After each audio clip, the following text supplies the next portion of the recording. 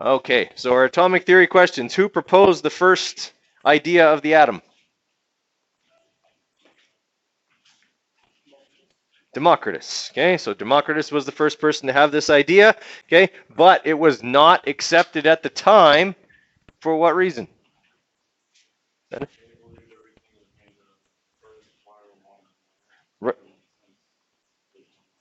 Exactly. Okay, they believed in the four elements. Okay, and that everything was made of that. It was something that was practical. It made sense. Okay, and more importantly than that, even it was supported by more well-respected thinkers like Aristotle and Plato and those kind of guys. So, yeah, it was just generally more accepted to have it that way, even though he was right. All right, number two. What elements did the Greeks believe all matter was made out of? Well, we just went over that. So it's earth, air, fire, and water. Okay, that was logical because they could explain things that they were familiar with. Okay, and I think the examples we talked about in class were things like steam. Okay, steam would have been some parts water, some parts fire, and some parts air, because those are the three things you combine in order to produce it. Okay, molten lava would be some parts earth, some parts fire, and some parts water. Okay, because it flowed like a liquid, it comes out of the earth, and it's really hot. Okay, so they had a logical sort of almost like a periodic table of sorts for the things that they encountered most often. Okay, number three. During the Middle Ages, a group of people inadvertently did a lot of work to develop the science of chemistry. Who were they and what was their goal?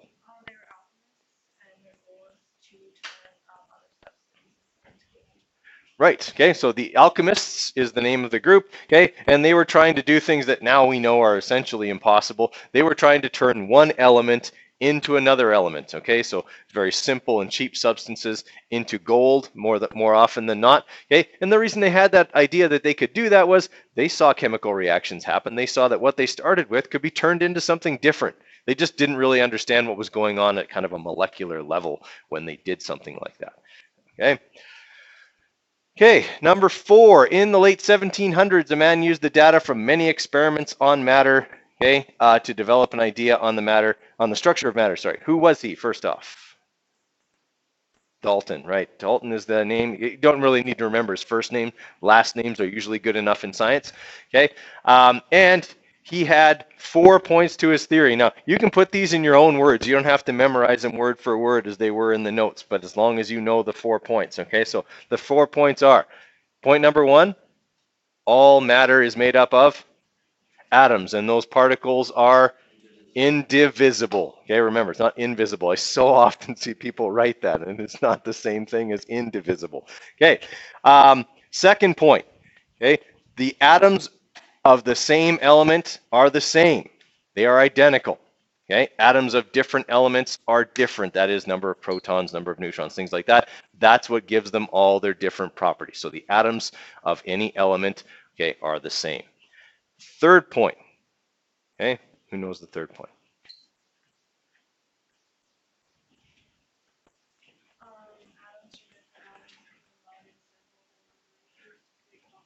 Right, and what's the most important part of what they combine in? They combine in, right, whole number ratios is the most important part of that. So atoms can combine to form compounds, but it has to be in whole number ratios. You can never have half an atom or a third of an atom, okay? We always have something like this, right? Like H2O, okay? There's 2 hydrogens and 1 oxygen. It's 2 to 1, okay? This is also 2 to 1,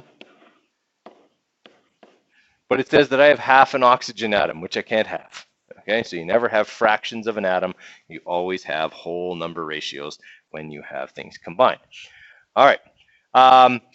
Fourth point has to do with what goes on in a chemical reaction. What things can go on in a chemical reaction?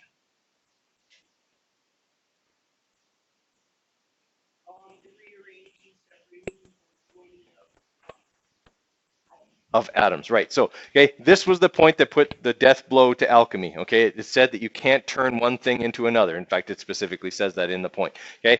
But in a chemical reaction, what happens is atoms can be joined, okay? So put together, like hydrogen and oxygen can join to form water, okay? They can be separated, all right? So a compound could be pulled apart into its constituent atoms, or just rearranged. Okay, when you mixed vinegar and baking soda in grade 5, okay, that's what went on. All right, the atoms would rearrange. They're all still there. It's all the same atoms. It's all the same number of atoms, but they now have new partners, and so as a result, you have new compounds. Right? You didn't actually produce any new elements, however, in that reaction, and that's the most important point of, or the most important part, sorry, of point 4. Okay, you're not creating new elements in a chemical reaction. You can create new substances, but they are a rearrangement of the elements you already had. Okay. All right, looking at this theory now, what things do we know of that can prove some of his ideas wrong? Right, nuclear physics shows us that you can in fact divide an atom. All right, and to some extent that does happen a little bit in nature. Okay, some materials are naturally radioactive. If they are radioactive, it means they're actually radiating particles away as they slowly degrade into more stable forms. All right, for most things, that process is very, very slow. All right, so we now know that we can split an atom, and okay, the way that you split an atom, so I'm going to tell you how to make a nuclear bomb. I can tell you how that, because it's not like super technical. Like to actually build one would be super technical, but like the idea behind it is not. Plus, you can't get your hands on the materials you need to build one anyway. All right, so essentially what you have in a kind of primitive nuclear bomb, okay, would be a container that's supposed to be symmetrical, but it's not, okay, that's made out of essentially high explosive. All right, so that could be like TNT or C4 plastic explosive, something like that. Okay, so you have these things, and they're made. All the sides are essentially made out of high explosive. In the middle would be your fissionable material, plutonium, uranium, whatever it is you're using in your bomb. Okay, so when you detonate the bomb, what happens is, because all of the explosive material is focused inwards, when the explosion happens, a lot of very small particles are directed inwards at your fissionable material. Okay, they strike that material and they break the atoms in there. Okay, because that stuff is usually pretty volatile anyway, or at least susceptible to having its atoms broken. Generally, the bigger an atom gets, the more susceptible it is to be broken. Because A, it's a bigger target, and B, as an atom gets bigger, it becomes naturally less stable, because the forces that hold an atom together get weaker with distance. So the bigger the nucleus gets, the harder it is to hold itself together. Okay, that's why generally all of your radioactive materials tend to be the stuff with really big numbers on the periodic table. Okay. All right, so you have that process. That's what essentially makes a nuclear bomb. So this thing starts splitting. When its atoms start splitting, the pieces of those atoms go off and hit other atoms, which breaks them, and you get this chain reaction that builds out of control into a massive explosion. Okay, that's all well and good if your goal is massive destruction. All right, can we use this for other things? Yeah, we use nuclear fission for generating electricity. Okay, it's essentially the same process, but we control it a little bit more, provided it, you don't have something go wrong like Chernobyl. Okay, in which case the fuel got locked into position and couldn't be removed, and it just kept going, and it got really hot, and then it melted down the containment. Okay, so essentially what you have in a nuclear reactor is you have what are called fuel rods. Okay, on those fuel rods are pellets of enriched uranium. That's your nuclear material. All right. You lower these fuel rods into water and into the path of what we call like an alpha particle source. It's something that shoots small particles at these fuel rods. So the small particles hit the really big fuel pellets, okay, and the fuel pellets will start to break. Okay, or sorry, the atoms within them will start to break. If they start to get too out of control, then you just pull more of the fuel rod out of the path of the particles that are splitting the atoms, and the reaction slows down. Okay, and then you don't have as much heat being generated. Everybody kind of follow there? That's how you control it in a nuclear reactor. If you want to have more power generated, then you lower more fuel into the path of the particles, and you get more fission going on.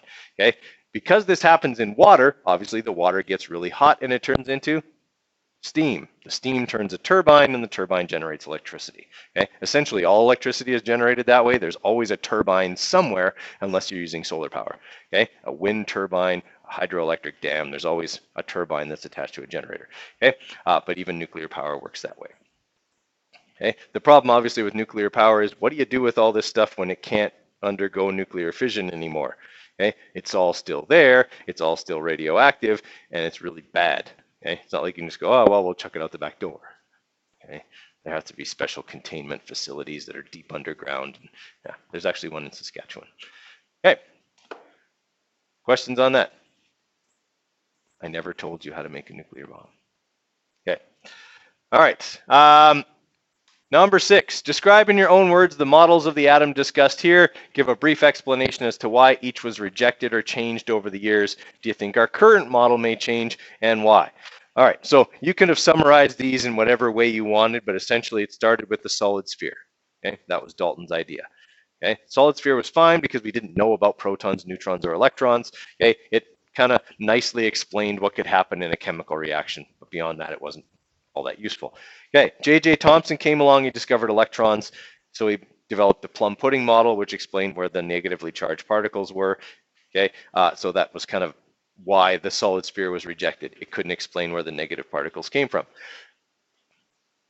Then protons and neutrons were discovered. There was lots of argument over different kind of appearances, but it was Rutherford who came up with the experiment with the gold foil. Make sure you mention that somewhere, because that is the most important discovery in the history of the atom, was the proof of the nucleus by Rutherford.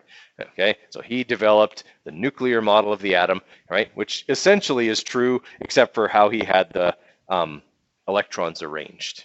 Okay, Bohr was the next guy who came along. He had the planetary model. Okay, basically everything after that was, what do the electrons look like? What do the electrons look like? Okay, so we've kind of changed that. Okay, we went from Rutherford's nuclear model to Bohr's model to now de Broglie's electron cloud model, which is the one we currently accept. Okay, could that model change? Yeah, sure it could. We might find out something about the behavior of electrons that proves it wrong. Okay, are we likely to find anything about the nucleus that's wrong? Maybe. Probably not, but maybe. Okay, and then we would have to modify it again. All right. So as our knowledge increased, we discovered the atom had smaller parts. Okay, name these, describe them, and tell where they are located according to what we believe to be true now. So what I would ask you on a quiz would be something like, name the 3 parts of the atom, where they're located, and what their charge is. Okay, so you would have to tell me that there are, in the nucleus, there are protons, and they are positive. Neutrons are, and they are, sorry, where are they? In the nucleus, and then there are electrons, which are negative, and in the cloud, right? And remember, I also said I'd probably ask you to draw a picture, okay, of a particular atom, so you'd need to be able to put in the number of protons, the number of neutrons. How do we tell the number of protons? Atomic number. Okay, how do we tell the number of neutrons? Atomic number subtracted from the atomic mass, okay, and the number of electrons, same as protons, right? Okay, good. Number 8, 1 cubic centimeter of lead is much heavier than 1 cubic centimeter of carbon. We should probably reword that to say, I have 100 atoms of lead versus 100 atoms of carbon. Lead's heavier. Why?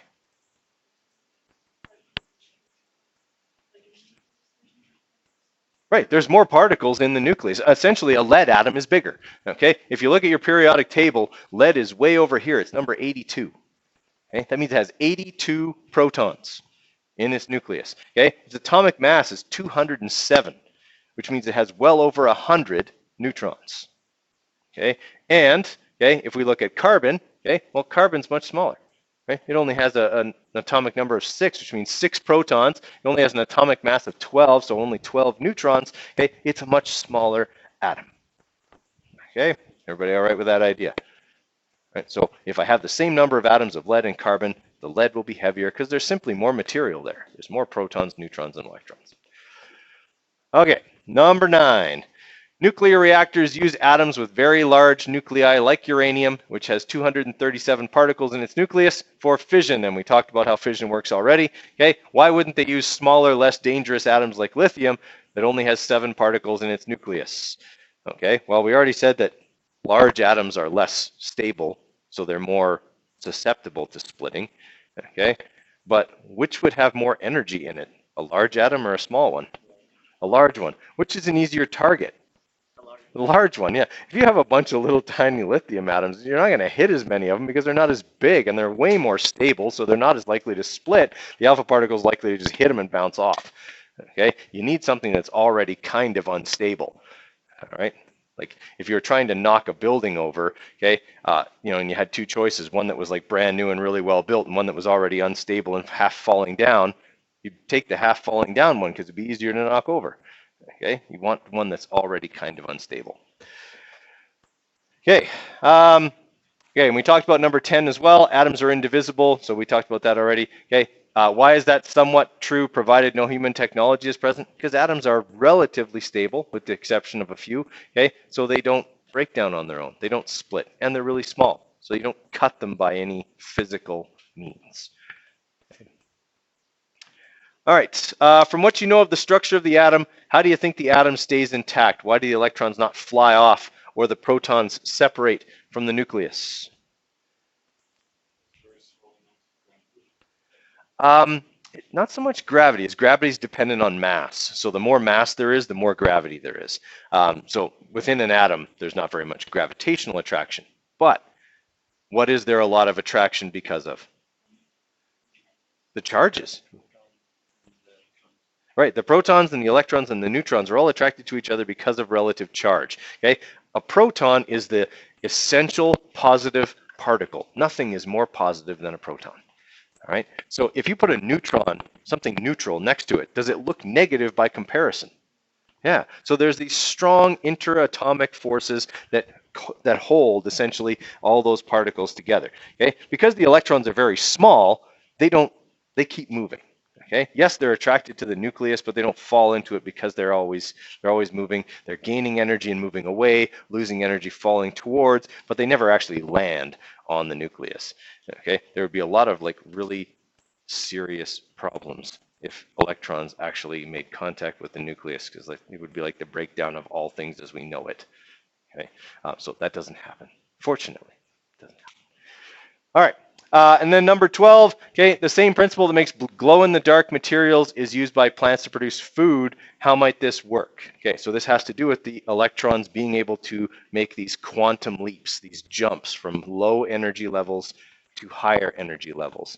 In a glow-in-the-dark material, once they get to that high energy level and the light is removed, they fall back down and they release the light back. And so they glow for a short period in the dark. Okay, for plants, the electrons move up, and then as they fall back down, instead of glowing, the plant harnesses that energy of those falling electrons to break water, carbon dioxide, and make them sugar. Okay, make them sugar and oxygen. So that's how it powers photosynthesis, is the power of these electrons that have gained energy from the sun and then are falling back down to lower energy levels. That when they fall, they give off the energy and the plant can harness it. All right, any questions on those? Okay, hang on to those because your first quiz usually has questions that are some variation of these on it. That is Thursday, by the way, so it's coming right up. Okay.